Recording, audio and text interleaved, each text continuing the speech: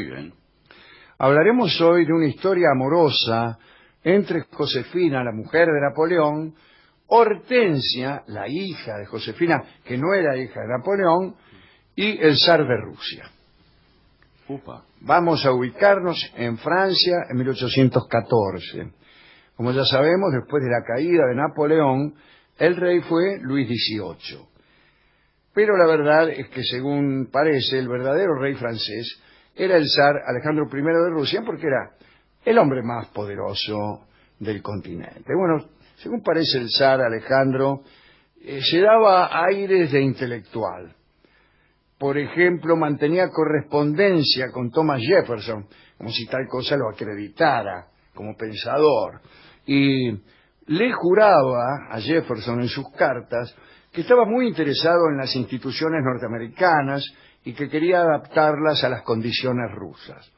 Manejaba también algunas ideas concebidas por los franceses, pero la verdad es que las prácticas políticas de Alejandro eran absolutamente totalitarias.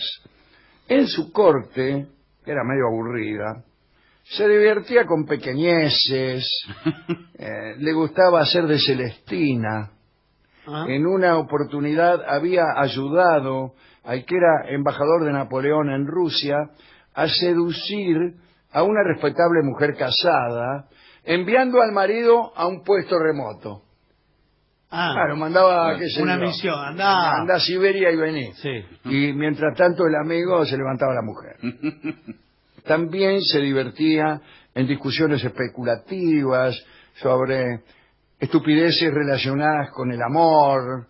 Por ejemplo, a ver, ¿quién tardaba más en desvestirse, si la mujer o el hombre? En cuanto a su lucha contra los franceses, se ha dicho que Alejandro I temía muchísimo a Napoleón. Cuando Napoleón invadió Rusia, Alejandro permaneció en su villa, cercana a San Petersburgo, y reapareció solo después de que los franceses anunciaran su retirada. Caído Napoleón, Alejandro fue invitado a Francia.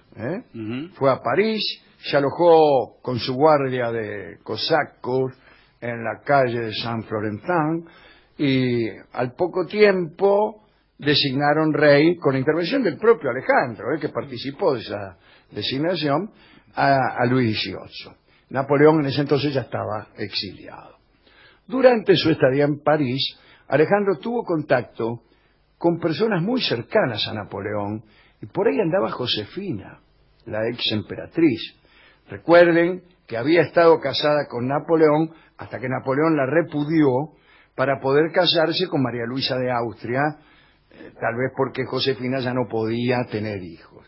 Como sabemos, Josefina se había casado con Napoleón luego de enviudar del finado Beauharnais, y con ese niato sí había tenido dos hijos, Eugenio y Hortensia. Después de su separación con Napoleón, Josefina había adquirido de él, que siempre se sentía culpable cuando dejaba una mena, gran cantidad de propiedades. Pero estas propiedades peligraban al llegar otra vez los Borbones al poder. Una de las propiedades de Josefina era la Malmaison, una casa en la que ella vivía y había vivido también con Napoleón. Después de su llegada a París, el zar Alejandro, entusiasmado por las descripciones que algunos enviados le habían hecho de Josefina, pidió ser recibido en la Malmaison. Josefina sabía que todas las muchachas de París estaban enamoradas del emperador Alejandro, parece que era un tipo muy apuesto, y bueno, aceptó la entrevista sin vacilar. 2 días más tarde, el zar se hizo anunciar en la Malmaison. Cuando entró, Josefina se enamoró enseguida. Inmediatamente. Inmediatamente. Le voy a entrar, ¡pum!, se enamoró. Dicen los cronistas que Josefina entonces puso en marcha los medios de seducción de los que disponía, que eran algunos menos de los que había dispuesto en años mejores. Claro. Al cabo de media hora, Alejandro, seducido también, estaba dispuesto a todo. ¿A la media hora ya? Ya, qué sé yo, a arrojar de Francia a los Borbones, a Luis XVIII, a devolverle el trono a Josefina, Vio cómo es uno. Sí, bueno, Bueno, por favor. Pero algo sucedió. Se fueron a dar un paseo por el parque y en un recodo del camino se encontraron con Hortensia, la hija de Josefina. Y ya se sabe lo que sucede cuando uno se encuentra con la hija de una mena que se acaba de levantar. Hortensia era la ex reina de Holanda, estaba casada con el hermano Napoleón, con Luis Bonaparte, pero estaba alejada de su esposo. El zar Alejandro la vio a Hortensia y chau. ¿Y chau qué? Estoy saludando Bueno, por favor. a uno de los gerentes de la radio. Estamos siguiendo la historia. Sintió que su deseo cambiaba de rumbo, como suele ocurrir en algunos bailones. Pero por favor, estaba enamorado de la otra. Sí, bueno. Muchos aseguran que en lo sucesivo los paseos entre el zar y Hortensia terminaban, disculpe usted, Sí. en una habitación discreta. Por favor. Pero no hay pruebas de eso en verdad. Solo se han conocido unas cartas que por su tono revelaban una gran intimidad. Sí. Le decía cosas como ¿Cómo que? agachate que vienen los Sí, indios, no, no sé qué. es un indicio suficiente. Sí, Sí, claro, ¿no? Yo no dispongo de esas cartas, ¿eh? Sea como fuere, el emperador, completamente deslumbrado por Hortensia, usó su poder para que la familia obtuviera un trato de favor. Y el resultado dejó estupefactos a los realistas. Josefina no solo conservó su riqueza, sino que además Hortensia vio su dominio convertido en ducado y obtuvo una pensión anual millonaria. Para festejar tan extraordinario éxito, Hortensia invitó a su madre, a su hermano Eugenio y al zar de Rusia a una fiesta. A todo esto, Josefina no sabía nada de que Hortensia y el zar de Rusia no sé qué. Bueno, Es decir que todavía Josefina tenía esperanzas. claro. Bueno, el día de esta fiesta, justo el mismo día, el rey Luis XVIII celebró un juicio religioso en memoria de su hermano, Luis XVI, un oficio religioso. Sí. Acá dice un juicio religioso. No, sí. Que se ve que es algún abogado. Sí. Bueno, en memoria de su hermano Luis XVI, el rey guillotinado. Bueno, y debían asistir todos los príncipes aliados que estaban en París, ¿no? Aliados contra Napoleón, desde luego. Y con enorme escándalo de la corte, el zar de Rusia, Alejandro, no fue. Y en cambio fue al bailongo que hacía Hortensia y su familia. Así que los Borbones estallaban de rabia.